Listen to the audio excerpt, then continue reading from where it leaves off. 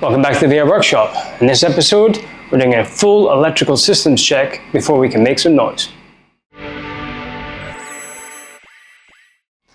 Our goal this week is to make noise. Specifically, noise in the engine.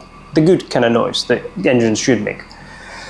So to do that, now that we've got power to the bike, we need to make sure every single sensor and system is working as it should and as it was designed before we can make an attempt to start the bike. And it basically means going through every single sensor and system one by one to make sure it's working as it should, talking to the ECU correctly, talking to the software and all the systems within the software correctly, so we know when we do hit start that we've got the best chance of the engine running, and more importantly, we're not going to damage anything. Bear in mind, this Landspeed bike has got a custom wire loom specifically for what we're doing here. It's a one-off loom with mostly one-off sensors. Some of the sensors are standard Suzuki GSXR. The coolant sensor, the throttle position sensor, the cam and the crank sensor, they're all standard Suzuki. Everything else is different. So we've got fuel pump pressure sensors, we've got boost pressure sensors, oil pressure sensors, air intake sensors, coolant, as I said, standard. We've got oil temperature sensors and a host of other things, injectors and coils, they're all different. Everything has to be checked to make sure it's working. Software is recognizing it and it's picking up on the new Bluetooth dash, and then we can get it started. So to do that, we're going to go through every sensor one by one to make sure it's working. Now the first test is a test we've already done before. It's to make sure the bike has power. We've done this, we did this actually on the last week's video. The main breaker power has been moved to the front of the bike. It used to be here, but we've now got massive scoops there. So when we turn the breaker power, it takes power from the battery through the breaker up to the solid state relay and fuse block. And then this is our main ignition. So when we switch the systems on, we can hear the fuel pump priming. We can see the phone is getting power through its little adapter, and we can hear the boost solenoids priming or activating. It's a solenoid activating. So we know that from that point the systems are good.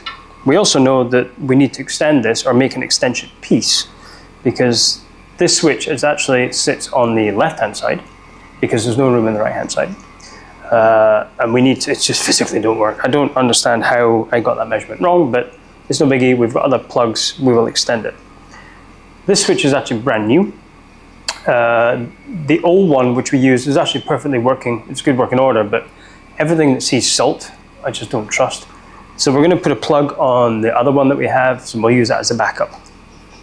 Next system will be the kill switch. And I haven't actually checked this one before. So the kill switch wires in the same system. This is a brand new kill switch as well, a wrist kill switch I should say. This is mandatory for all your racing on the salt. So if you part company with the bike, it should shut off. So looking at the wire diagram, the previous kill switch we had was wired in a way where it killed power to the fuel pump. This kill switch should kill power to everything. So at the moment, our ECU is online, and it does. It kills power to everything. So it kills power to the ECU, it's going to kill power to the entire bike. If we pull it back up again, it's also killed power to the phone. So there's no power going to the bike whatsoever. And then we lift it back up again, and it primes the system. So wrist kill switch is working as well. Now we're on to testing the coolant sensor. Now I've removed it from the block and just strapped up to the coil harness bar just to get it out of the way, because I want to direct some heat from our heat gun. So I don't want it really to be touching any cables or wires or whatever like that. It's just so I can get a direct line of air so we can test the sensor. Now we're doing two tests here. One is obviously to test the sensor and understand what it's reading in the software. The other one is to check the triggers of the software, because both the fans are linked to the temperature sensor.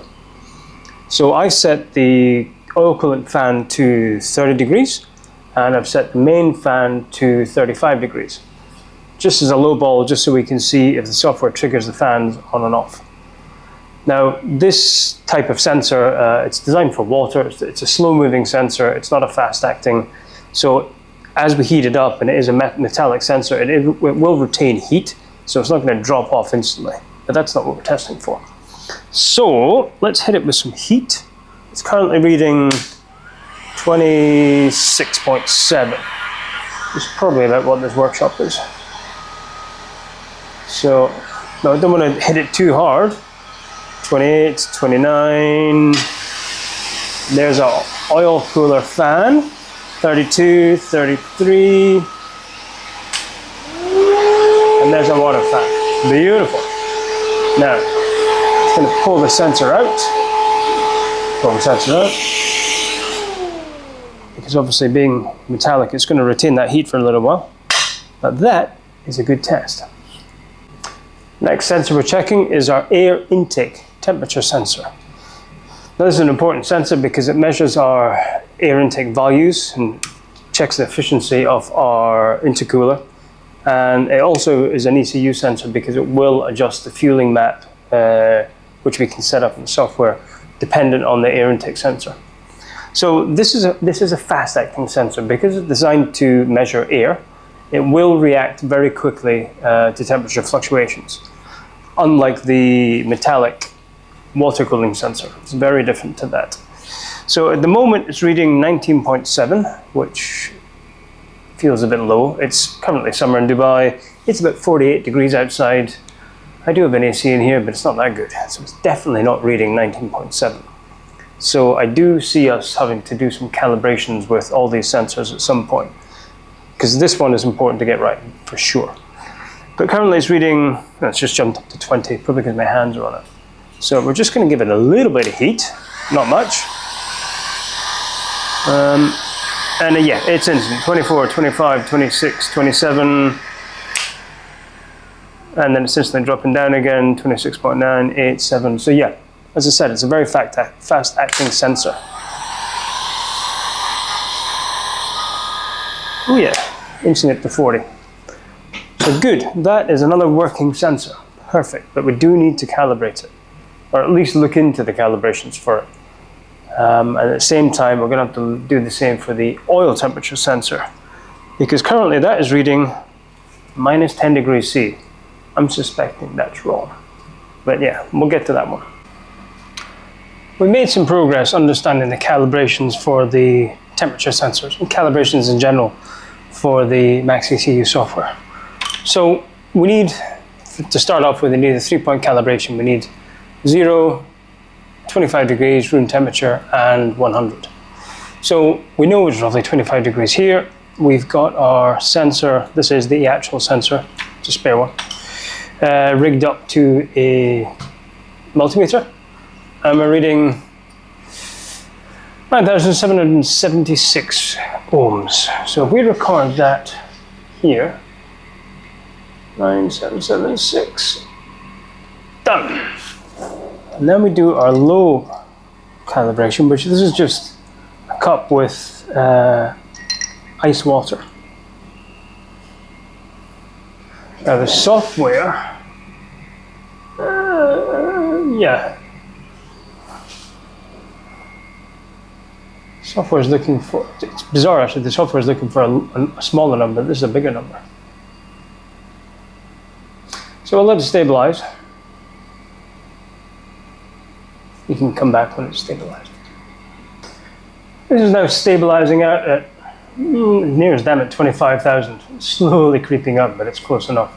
So we'll call it 25,000 ohms. Then we get to put it in boiling water.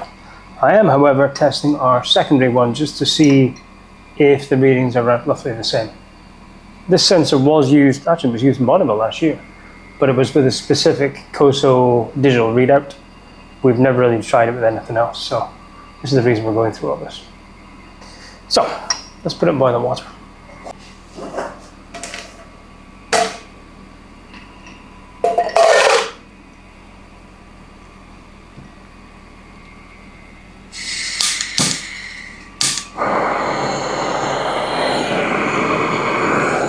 Literally kicking the gas. Okay, we've got a reading. 1,000 ohms.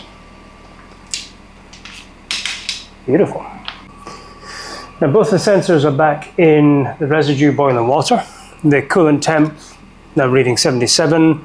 Oil temp is reading 78. Now there's no offset adjustment on this since we put the calibration in, and we won't know if we need one until it's cooled down.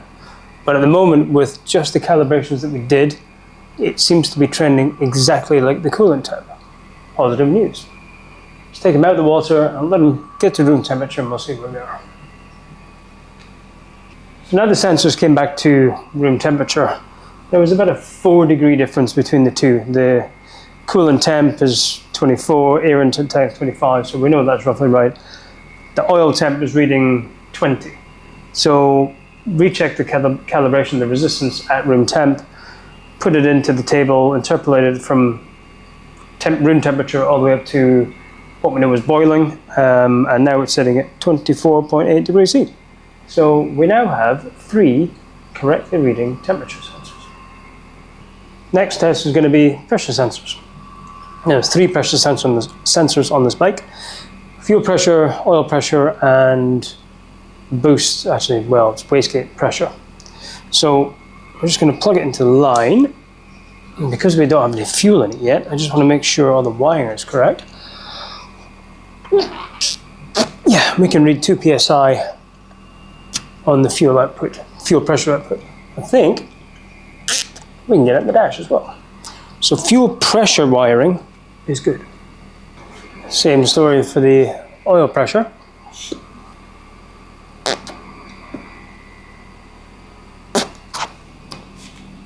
And finally the wastegate pressure. And yeah, I did notice that the wastegate dome pressure is reading negative 14.7 psi.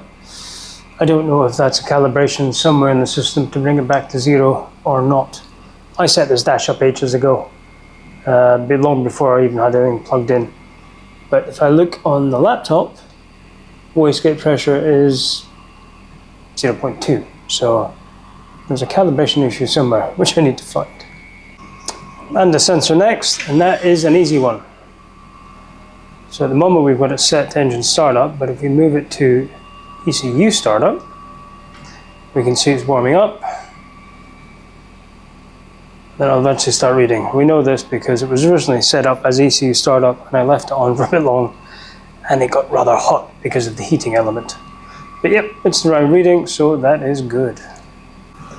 One of the last tests we can do before we have to start adding fluids and going to the next phase is we can pulse the injectors just to check the wiring is correct and all 4 are firing. Bear in mind these are new injectors to the GSXR engine and, well, new into the throttle bodies as well, but can't really test that till we have pressure. So 4 injectors to test.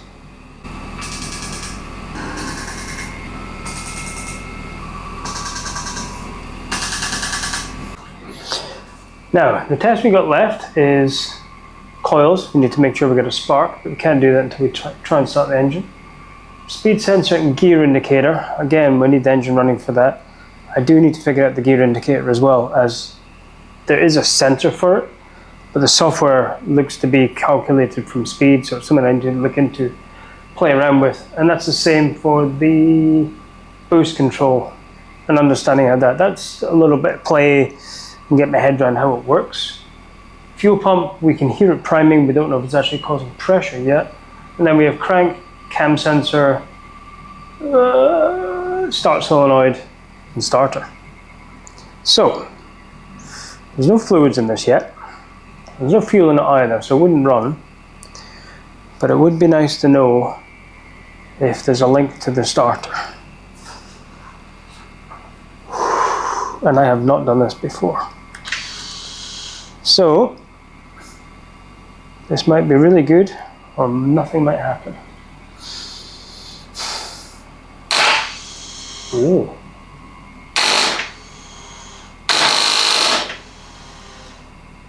Okay. Solenoid's definitely pulsing. But have we got enough battery power? Is that the problem maybe?